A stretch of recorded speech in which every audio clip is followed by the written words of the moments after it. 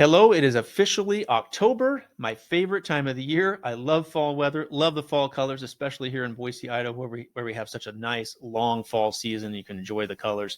Looking forward to that this month. Hope you are too, wherever it is that you happen to live. Let's dive into some markets though right now and talk a little bit more about interest rates and what's happening. I pulled up here the chart for the 10-year Treasury. As you can see here, this is the 10-year Treasury yield is what you're seeing here in the chart below. So let's take a look at that. As you can see, unfortunately, it continues to rise, right? We've had a number of weeks now of kind of a steady increase in this yield due to the fact that there is concern that inflation is not coming down fast enough to satisfy the Federal Reserve, which will cause them to continue to hike interest rates the end of this year and possibly keep them higher longer into next year before even considering reducing the rates after we tip into some kind of a recession, hopefully a minor recession. So we could have higher interest rates for another year. I mean, it could be or longer. We'll see what happens here. That's what the market is factoring in here and pricing in. So today, the 10-year is peaking above this Fibonacci level, ceiling of resistance. There's another one right above it.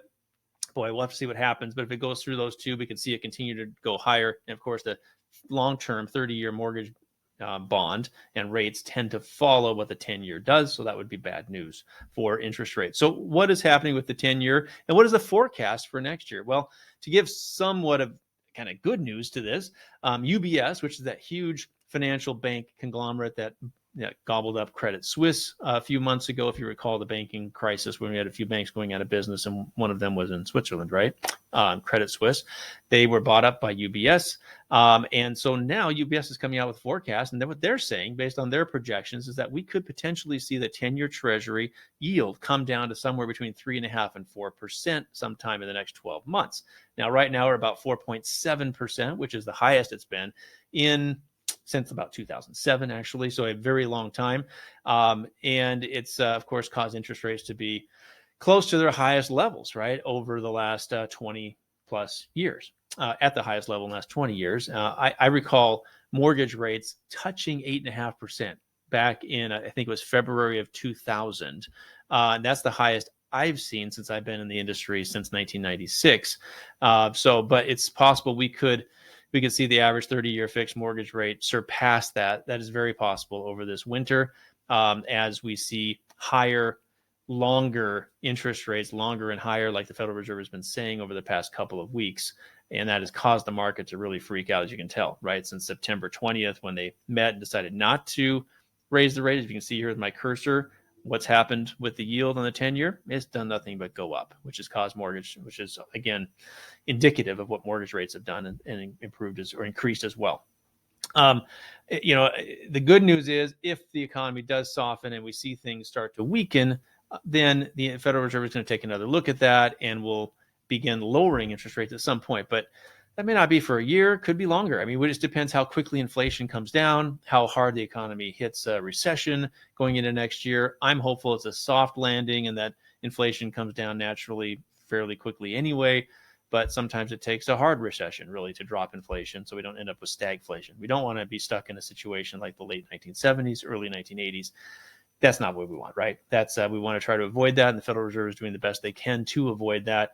It's unfortunate that they kept rates so low so long, about a year longer probably than they should have back in 21, and now they're trying to fix their mistakes. So this is par for the course of the Federal Reserve, right? Going too far too long in either direction and knee-jerk reactions. So we're living through it, unfortunately. Hopefully this straightens out sooner than later, but that's where we're at. There are a couple of other measurements out there that are saying, hey, interest rates could come down. One of those, there's an economist out there that's fairly well known named David Rosenberg. He feels that yields will fall sometime in the next year because there's a historical longstanding relationship between this 10-year Treasury yield and the GDI. That stands for gross domestic income.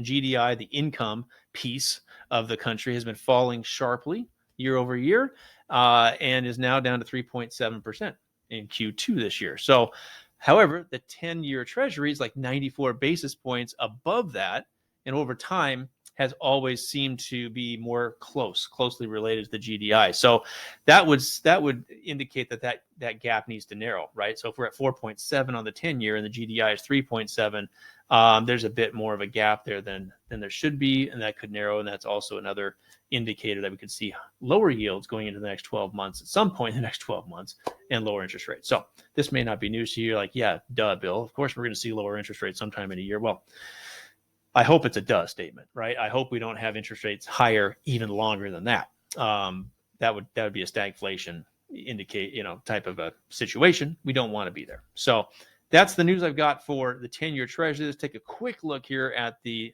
30-year universal mortgage-backed security. It's fallen even more than when I got into the office this morning earlier. Now we're down 56 basis points on the price. Remember, this is the price, which when the price drops, the yield and rate will rise. That's ugly. Yeah, not wanting to see that this morning, but that's where we're at. So, yeah, we've had a pretty significant drop. About 50 basis points, by the way, represents about an 1/8% in actual interest rate on a 30 or even 15-year fixed mortgage, 20-year fixed mortgage, whatever. Yeah, so we've got interest rates worsening by at least an 1/8% this morning since pricing came out and the markets opened up earlier this morning. So that's where we're at. Sorry for the bad news. Keep you posted here weekly on what's happening. And man, yeah, hopefully we can catch a break. But frankly, this could be a long fall and a long winter. But let's hang in there. Those that need to buy a home, though, need to buy a home, right? Regardless of where interest rates are. We're not at 18% or 15% or even 12% interest rates like they experienced in the 70s and early 80s. So let's count our blessings. We are still at decent interest rates in that 7.5% to 8% range. So it's still a good, decent kind of average long-term interest rate for those that need to purchase a home. I do have a cost of waiting analysis that takes into account a very modest home appreciation rate over a period of time, say over the next 3 years, 4 years, and shows somebody that even though interest rates are higher now, and if they were to, it compares, buying now with high rates to waiting, say 2 years from now when rates are like 2% lower. That's the estimation, right? That the program uses. Even if rates drop 2%, they're still better off because they haven't lost out on the combination of appreciation and amortization over that next 3, 4 year, 5 year time period that they would have gained had they purchased now. So if you have somebody that you're working with that needs to buy a home, especially if they're a first-time home buyer looking at this going, I can't do this, rates are too high, but they should be buying because they plan to be where they're going to be for at least 5 years. They've got some stability with their employment. Have them talk to me. I've got a really wonderful cost of waiting analysis that I'll just walk them through the math so they can see the overall picture, not just the difference between rent and mortgage. And by the way, this takes into account that there's like $1,000 difference between rent and mortgage. You can rent cheaper than a mortgage by $1,000 or more per month, and it still ends up being beneficial for people to buy over the long term, not the short term. Next 2-3 years, maybe not, but over the long term, definitely beneficial. So would love to visit with you about that. If you have anybody you want me to run that past or figure that out for us, you can share it. Just let me know. In the meantime, have a wonderful week.